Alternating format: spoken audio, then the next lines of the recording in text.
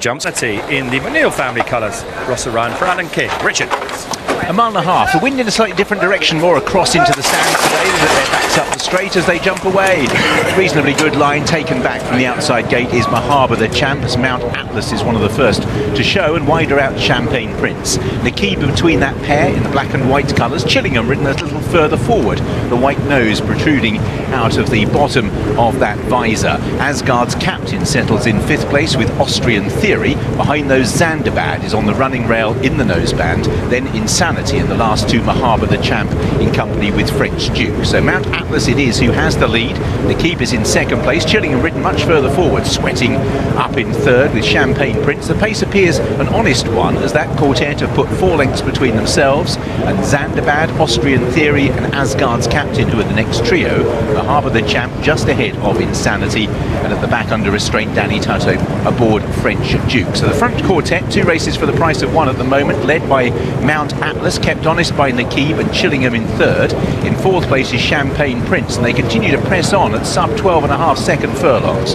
4 lengths back to Zandabad in the noseband with Asgard's captain and Austrian Theory.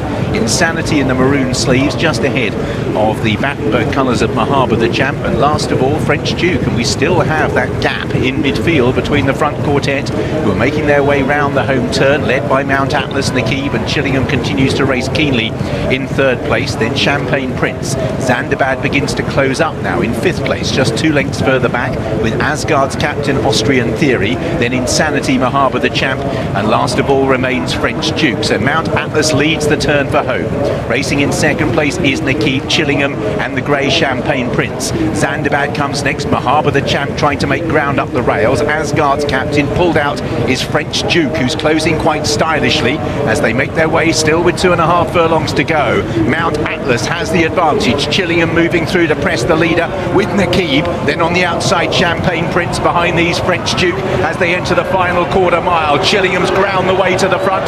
Traffic problems in behind with Insanity as Champagne Prince moves to Chillingham. Insanity's in third place, Asgard's captain, and French Duke round down the outside. Champagne Prince has taken over from Chillingham. Insanity closing off strongly, and it's Insanity who's ground the way to the lead, but Asgard's captain on the outside immediately challenges. The two go the line together, but it's the captain, Asgard's captain, but John Egan and Dylan Cunha beat Insanity close for third.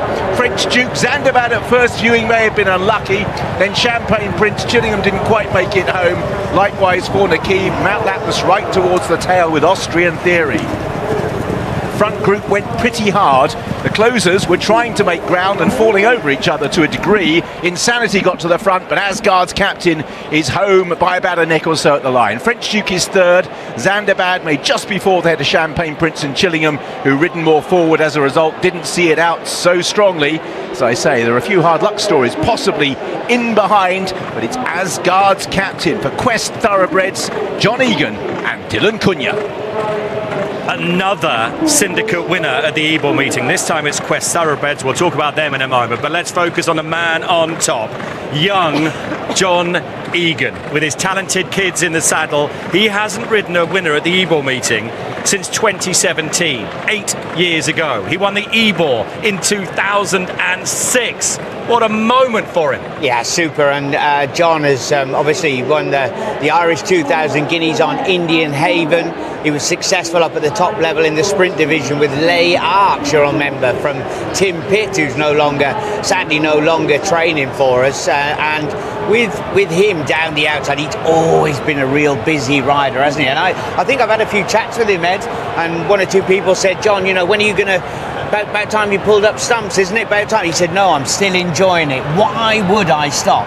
And he was riding with his son here. It was in the same race on board Champagne Prince. And did you say his daughter's also Alexandra riding? She had a winner yesterday. She's come over from Ireland and she's riding very, very well. She's ridden a few winners now. So, you know, John, huge supporter of his children riding, and I'm sure he'll be cheering on David Egan later on in the Nunthorpe. Back to this race, was he a bit of a beneficiary of a bit of a pace collapse? Did they go a little bit hard on the front end? Mount Atlas led for a long time, finished down the field. Yeah, I completely agree with you, Francesca. I think having the 2 different groups wasn't ideal for a few people, even the likes of French Duke, who had quite a bit of ground to make up. But